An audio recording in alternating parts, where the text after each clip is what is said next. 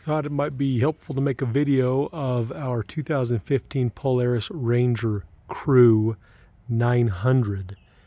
This is a beautiful machine. We've owned it for quite some time. We didn't buy it brand new, but it had less than 1,000 miles on it, and the previous owner really maintained it very nicely as well. Been a great machine. You know, it's kind of more of a workhorse than a sports utility vehicle.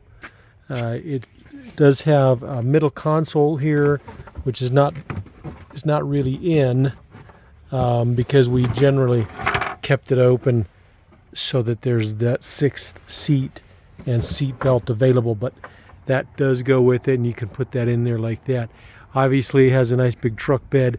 One weekend, I drove all of Skyline Drive from Spanish Fork Canyon to Gunnison, threw all of our camping gear in here, fishing poles, had an awesome time. It does have a trailer hitch there on the back. A couple of upgrades that I've done with it. I did put I think it was a 2-inch riser on the wheels there. These are upgraded wheels, a little bigger wheel, so it does sit a little higher off the ground than most Polaris Ranger Crews. I think that's been a really worthwhile upgrade because this does have a really long wheelbase. The other thing that is an awesome upgrade is I've got skid plating from Ricochet Off-Road, great company in Salt Lake, and they put all this skid plating on. Covers the axles and all up underneath here. The reason why I did that is the first day we were out, I think we cracked a little bit of the plastic because the factory skid plate on these are ridiculous. So I just wouldn't own this machine without having some skid plating on here other than the factory installed skid plate. That was a very expensive upgrade. I think that's somewhere in the neighborhood of $2,000. So I would not own a machine like this without having some heavy duty skid plating. And it's really cool because it actually has, I think, a piece of, it's sort of a plastic or whatever underneath it as well, so that when you do hit a rock, you sort of slide on that rock. So it really works very, very nicely. We also do have it street legal, or I should say at least it does have blinkers. Obviously it has lights. I had some mirrors on here. I may be able to find them, but they rattled loose. So I lost some of the hardware and I've just never put them back on. But to be technically street legal, you've got to have those mirrors. And then here's your back blinker here, right here. So, and then of course a license plate up underneath there. So we have driven around the streets for years and never have had any kind of problem with that. It does have a horn as well. It does have a couple of cigarette lighters, I should say power volts, power outlets. Those are really quite nice to have because we carry a pump in here that in case you get a flat tire, it just can air it up really fast right off that power outlet.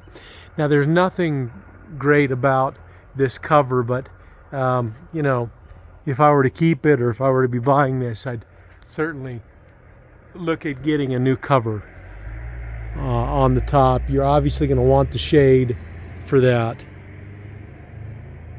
The interior on it, well, the plastics on it are all really good. I mean, there's a few little things here that's been kind of rubbed there.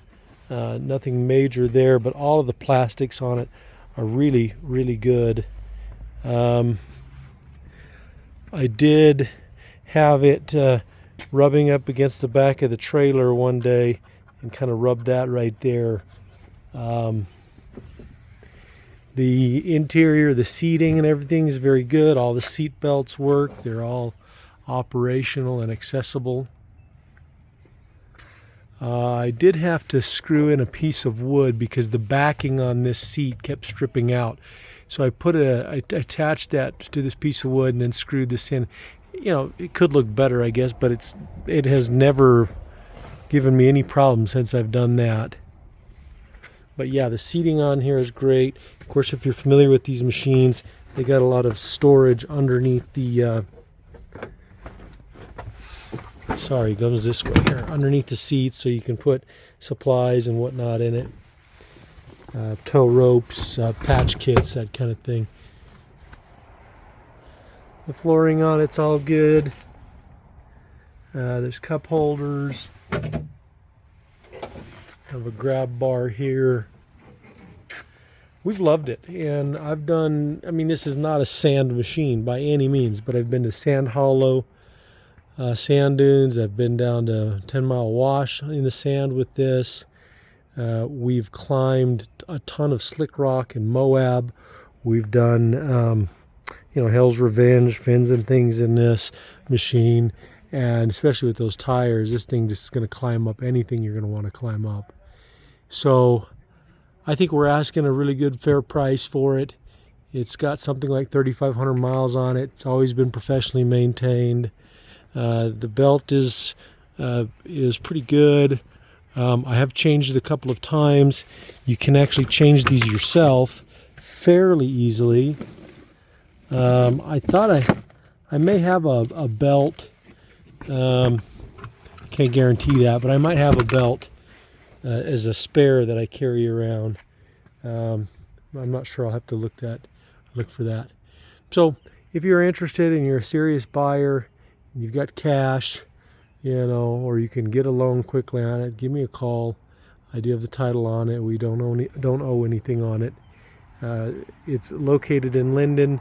Give me a heads up of a few hours here, before you give me a call and want to come, and I'll try to make it happen just about any time. Thanks for taking a look.